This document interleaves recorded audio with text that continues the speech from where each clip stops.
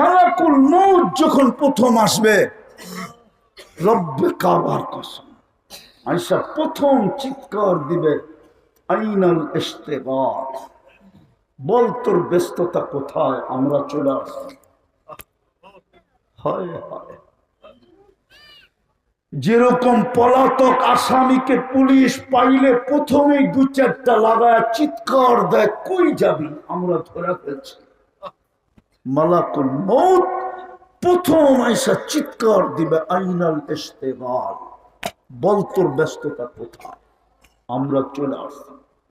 তারপরে রশিতে একটা টান দিবে, রুটা বাহির করে আরেকটা চিৎকার দিবে, জালাল ইশতিগাল, তোর ব্যস্ততা পরিসমাপ্তি ঘটায় দিলাম। আসেন তওবা করি, চিন্তা করি, আল্লাহ দিল কি, দিতেছি কি, দিবে কি, আমার করণীয় ছিল কি, আমার কতটুকু করণীয় ছিল। পারবেন চিন্তা করতে? রাজি রাজি রাজি, করণীয় করতে রাজি? হ্যাঁ, তাহলে সর্বপ্রথম তওবা করতে হবে। রাজি? কে কে রাজি দেখি তওবা করতে? পাক্কা মনের থিকা বলেন, তাইলে আল্লাহ অতীত থেকে তওবা করলাম। বলো বলো যুবক, বলো মনের থিকা, নামাও, নাইলে ওই আল্লাহওয়ালার কথা সত্য হবে। আমি তো খালি, যদি হইতাম অলি, তাহলে নিয়ে যেতাম এই এলাকার কবরস্থানে, এই মজমা নিয়ে চলে যেতাম, নাইলে ঢাকা শহরের সবচেয়ে বড় কবরস্থানে চলে যেতাম, ওই আল্লাহওয়ালার মতো। যুবক জিজ্ঞাসা করতে, বাবা তুই কবরস্থানে বসে কাঁদিস কেন, তোর আপনজন কি মারা গেছে? তো বসে না বেটা। বসে তাহলে কাঁদিস কেন, কোনো প্রয়োজন? আর যদি প্রয়োজন হয় কবরস্থানে তোর কান্না দেখবে কে, আর তোর প্রয়োজন মেটাবে কে? বসে যুবক আমার কোনো প্রয়োজনও নেই। বলছে তাইলে কাঁদিস কেন? বলছে বেটা বললে তুই বুঝবি। বলছে বল না বাবা। তো বলছে শুন, আমি সচক্ষে দেখতেছি এই কবরস্থানে এই মানুষগুলো যখন উপরে ছিল 24 ঘন্টা আল্লাহ মাফ করার জন্য ডাকতে থাকতো। আজকে যেরকম আমাদেরকে 24 ঘন্টা আল্লাহ মাফ করার জন্য ডাকে। আমি হাদিস দিতেছি, বানায়া বলতেছি না। ইয়াবসুতু ইয়াদাহু নাহারান হাত্তা ইয়াতুবা মাসিআল লাইল ওয়া ইয়াবসুতু ইয়াদাহু লাইলান হাত্তা ইয়াতুবা মাসিআন নাহার। সারা দিন হাত প্রসারিত করে ডাকতে থাকেন, কে করছিস গুনাহ, রাতের অন্ধকারকে সুবর্ণ সুযোগ মনে করা চলে আয়, হাত বাড়াইতে দেরি, আমি মাফ করতে দেরি করব না। মাফ করতে আমি দেরি করব না। আবার রাত্রে ডাকে, আর এই উম্মতের জন্য তো আরো বেশি। এটা তো সব উম্মতের জন্য ছিল, এই উম্মতের বিশেষত্ব কি? আল্লাহ বলে সবাইকে ডাকতাম, এই উম্মতের জন্য রাতের 3 ভাগের 1 ভাগ যখন অতিবাহিত হয়ে যায়, তো আমি আয়েশা নিজেই ডাকতে থাকি, হাল মিন মুস্তাগফির ফাগফির আলা। সারা দুনিয়া আসামিকে হাত করি পড়াইতে পারলে খুশি হয়, বেড়ি পড়াইতে পারলে খুশি হয়, জেল জরিমানা করতে পারলে খুশি হয়, শুলিতে চড়াইতে পারলে তো কোনো কথাই নাই, আর আমি মাফ করতে পারলে খুশি হই। তো বাবা বলতেছিল, বেটা এই মানুষগুলোই যখন উপরে ছিল আল্লাহ ডাকতো, বেশিরভাগই হাত উঠাইতো না। আমি চোখে দেখতেছি এখন কবরের ভিতরে অধিকাংশ মানুষই 24 ঘন্টা মাফ চাইতেছে, কিন্তু আল্লাহ একবারও তাকায় দেখে না। বেটা এই দৃশ্য দেখতেছি আর কাঁদতেছি, আমার কোনো প্রয়োজন নাই, আমার কোনো আপনজন মরে না। যুবক আমার কথা বোঝো, আর 2টা কাম করতে হবে, পারবেন? পারবা? কি বলে যুবকরা, কি বলে পারবা? মনের থেকে তো ভুলা যাবা না তো? প্রথম কাজ হলো যখনই ঘুমাইতে যাবা, সারাদিন কি করলাম আমার বিষয় না। আমাকে আল্লাহ চৌকিদার বানায় পাঠায়, লাস্তা আলাইহিম বিমুসাইতির। আল্লাহ আমাকে মানুষের পিছনে চৌকিদার বানায় পাঠায় নাই। কোরআন নিষেধ করছে ওয়ালা তাজাসসু, আমাকে জাসুস বানায় পাঠায় নাই। আমাকে তো পায়ে ধরার জন্য পাঠাইছে। এই জন্যই আমি যুবকদের পায়ে ধরতেছি, তুমি সারাদিন কি করলা, আপনারা সারাদিন কি করলেন, মা বোন অন্তরালে সারাদিন কি করলো আমার বিষয় না।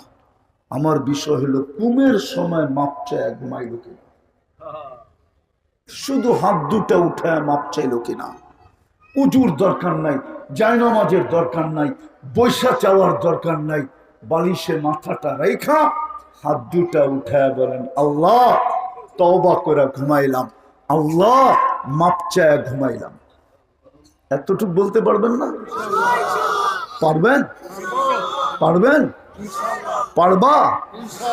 কন্টিনিউ 6 মাস করে দেখেন, কন্টিনিউ।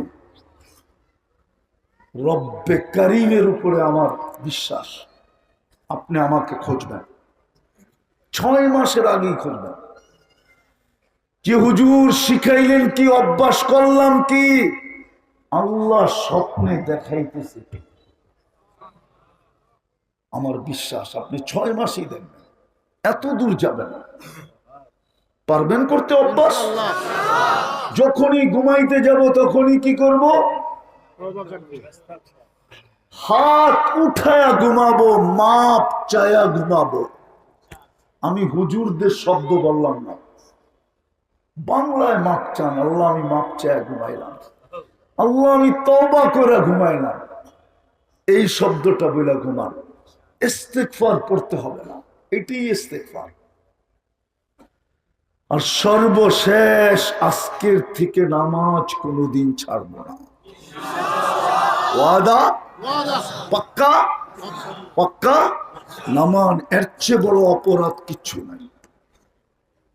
24 ঘন্টা যারটা ভোগ করি, 24 ঘন্টা যে আমাকে সুরক্ষা দেয়, হায় হায় 24 ঘন্টা যে আমাকে রক্ষণাবেক্ষণ করে, যিনি 99টা পদের মালিক। কয়টা? কয়টা? কয়টা? হায় হায়, এক পদস্থ মানুষ না, 99টা পদের মানুষ। তাও আমাদেরকে জানাইছেন বিধায় আমরা 99টা জানি। আল্লাহ তো অগণিত পদের মালিক, আল্লাহর কোন পদের শুরুও নাই শেষও নাই। দুনিয়ার পথ তো গ্রাম থেকে শুরু হয়, কখনো থানায় যায় শেষ হয়ে যায়, কখনো দেশের ভিতরেই সীমাবদ্ধ থাকে, চতুর্দিকের বর্ডারে যায় শেষ হয়ে যায়। আল্লাহর পদের শুরুও নাই শেষও নাই। ওই 99 পদের মালিক আল্লাহ আমাদেরকে ডাকে, এর চেয়ে বড় অপরাধ কিচ্ছু নাই। কে ডাকে ডেলি? হ্যাঁ, ডাকায়েরও তো কয়, ওই যে ডাকায় বেরিয়েছে বলবো, হ্যাঁ কয় শ্বশুর বাড়ি মধুর আড়ি, নিত্য গেলে জুতার বাড়ি। শ্বশুরও তো পছন্দ করে না জামাই নিত্য আসবে, অথচ কলিজার টুকরা উঠায় দিয়া দিছে। মেয়ে কি বাবার কি হয়?